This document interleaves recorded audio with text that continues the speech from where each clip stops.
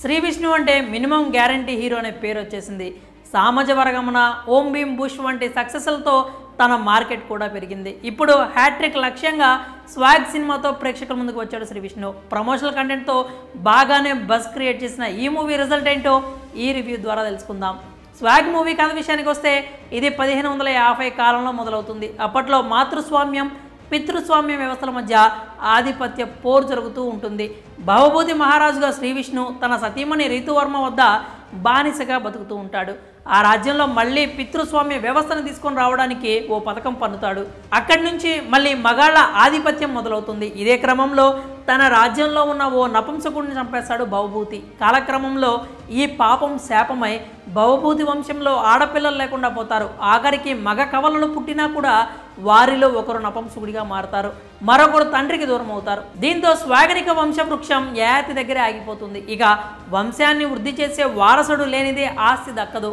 ఈ నేపథ్యంలోనే స్వాగనిక వంశ వారసులుగా భవభూతి విభూతి యభూతి సింగ అనుభూతి తెరపైకి వస్తారు. మరి వీరికి స్వాగనిక వంశానికి ఉన్న సంబంధం ఏంటి, ఎవరు నిజమైన వారసులు అన్నదే ఈ చిత్రం కథ.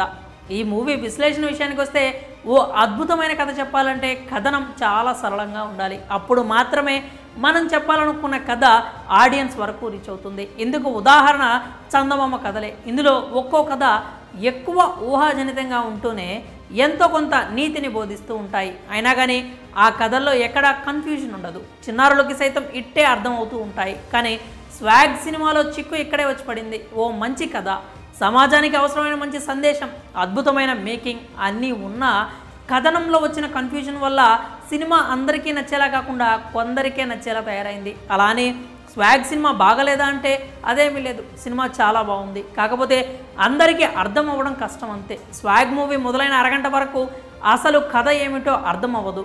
క్యారెక్టర్స్ అన్నీ ఎస్టాబ్లిష్ చేసుకుంటూ పోయాడు దర్శకుడు. కాకపోతే వీరందరిలో భవభూతి క్యారెక్టర్ కాస్త ఎంటర్టైన్ చేస్తుంది. ఇంకా ప్రీ ఇంటర్వెల్ నుంచి ఇంటర్వెల్ వరకు వచ్చే ట్విస్టులు ఆకట్టుకుంటాయి. కానీ ఇక్కడ కూడా గందరగోళం ఉంటుంది. కానీ ఓ మంచి ట్విస్ట్తో ఫస్ట్ హాఫ్ ముగియడంతో సినిమా ఓకే అనిపిస్తుంది. సినిమా సెకండ్ హాఫ్కి వచ్చేసరికి ఎమోషనల్ టర్న్ తీసుకుంటుంది. యభూతి ఫ్లాష్ బ్యాక్ ఎపిసోడ్ అంతా ఆకట్టుకుంటుంది. ఇక క్లైమాక్స్లో లింగ వివక్ష స్థాయిని చూపెట్టిన విధానం ఆలోచింపజేసే విధంగా సాగింది. దీంతో స్వాగ్ మూవీ స్థాయి ఓ మెట్టు ఎక్కేసింది.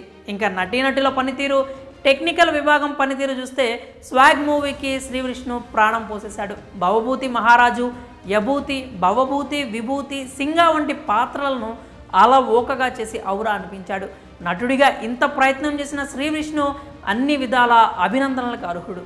రీతువర్మ, దక్ష, మీరా జాస్మిన్, శరణ్య, ప్రదీప్ క్యారెక్టర్స్ బాగున్నాయి. ఇక రవిబాబుకి చాలా రోజుల తర్వాత ఫుల్ లెంత్ రోల్ పడింది. సునీల్ ఉన్నంతసేపు ఆకట్టుకున్నాడు. టెక్నికల్గా మాత్రం స్వాగ్ మూవీలో చాలా లోపాలున్నాయి. వివేక్ సాగర్ బ్యాక్గ్రౌండ్ బాగున్నా సాంగ్స్ అంతగా మెప్పించలేదు. విప్లవ్ ఎడిటింగ్లో షార్ప్నెస్ లేదు. స్క్రీన్ ప్లేలోనే కన్ఫ్యూజన్ ఉండడంతో విప్లవ్ చేతులు ఎత్తేసినట్టు అనిపించింది. సినిమాటోగ్రఫీ మాత్రం చక్కగా ఉంది. మేకర్గా హసిద్ గోలి ఓకే అనిపించుకున్న కథనంపై ఇంకాస్త శ్రద్ధ పెట్టి ఉంటే బాగుండేది. ఇక ఈ మూవీలో ప్లస్ల గురించి మాట్లాడుకుంటే Sri Vishnu second half climax అని చెప్పొచ్చు. ఇక మైనస్ల విషయానికి వస్తే first half confusion, screenplay, songs అని చెప్పాలి. ఇక రేటింగ్ చూస్తే మేమైతే 5 స్టార్స్కి 2.5 ఇస్తున్నాం. మరి మీరు కనుక స్వాగ్ మూవీ చూస్తుంటే మీకు ఎలా అనిపించిందో మీ అభిప్రాయాలను కామెంట్స్ రూపంలో తెలియజేయండి.